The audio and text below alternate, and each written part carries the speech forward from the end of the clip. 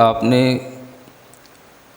क्रोध के साथ अपने अंदर के रंगों को देखा है कि हम किस रंग में रंगे हुए हैं।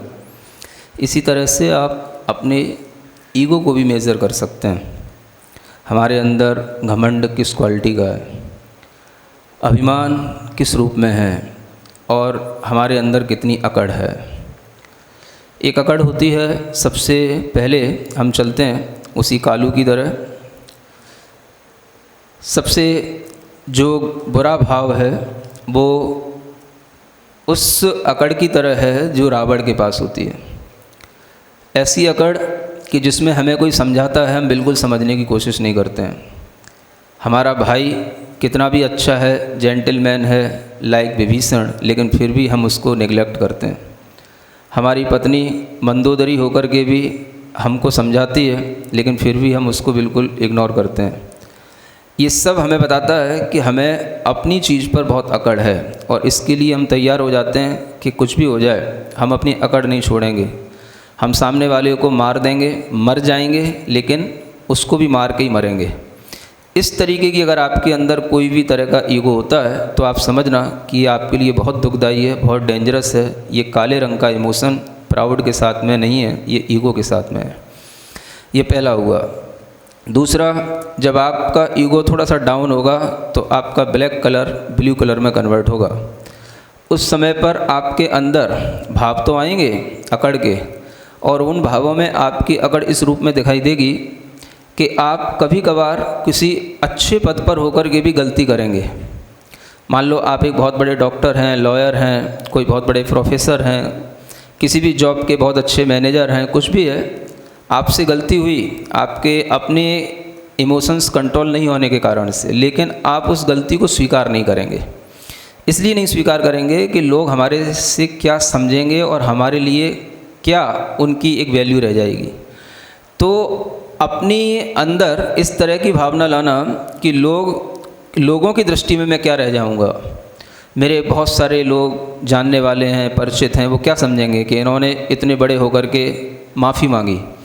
इस बात के लिए कि हम अगर माफ़ी मांग रहे हैं तो ये हमारे लिए कहीं ना कहीं हमारी गलती की सूचना देगा और हमें गलत होकर के जीना अच्छा नहीं लगेगा। इसलिए हम अकड़ में कभी माफ़ी नहीं मांगते, नम्र नहीं बनते और हम गलत होकर के भी उस चीज़ को आगे बढ़ाए चले जाते हैं, जिसको बोलते हैं बिल्कुल धोंकते चले जा रहे हैं, लेकिन हम अपनी गलती को बिल्कुल भी स्वीकार नहीं कर रहे हैं। ये हमारा नीले रंग का भी एक अशुभ भाव है जो काले रंग से थोड़ा सा कम है। इससे भी कम अकड़ जब आपके अंदर आएगी तब आपको फीलिंग होगी। अशुभ में भी जो थर्ड पॉइंट है वो ग्रे कलर का, भूरे रंग का भाव है। उसमें आप अपने अकड़ अपने परिवार तक सीमित रखेंगे और अपने परिवार वालों पे बहुत अकड़ेंगे।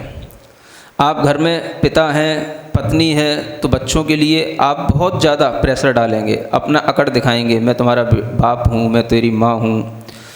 इससे भी ज़्यादा अकड़ आपकी थोड़ी सी बढ़ेगी तो आप समाज में किसी पद पर होंगे तो फिर समाज के लोगों के साथ अकड़ेंगे।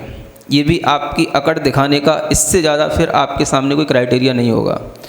केवल आप धर्म के साथ में अकड़ना शुरू करेंगे, समाज के साथ में अकड़ना शुरू करेंगे या परिवार के लोगों के साथ अकड़ना शुरू करेंगे। इससे ज़्यादा आपकी अकड़ कहीं चलेगी नहीं, ये आपको पता है। इस तरह का भाव आपके अंदर अगर आता है तो ये भी एक तरह का अशुभ मान है और ये तीसरी क्वालिटी का है जो भूरे रंग के साथ में बिलोंग करता है। फिर जब आपके अंदर शुभ भाव आना शुरू होगा तो सबसे पहले आपके अंदर पीलू का भाव आएगा और उस शुभ भाव में आप ये मान के चलेंगे कि हमारे अंदर मान तो है, अकड़ तो है, लेकिन हम उस मान के साथ भी कुछ ना कुछ धर्म कर रहे हैं और कभी कभी हम धर्म के साथ ही अपना मान बढ़ाने की कोशिश करते हैं।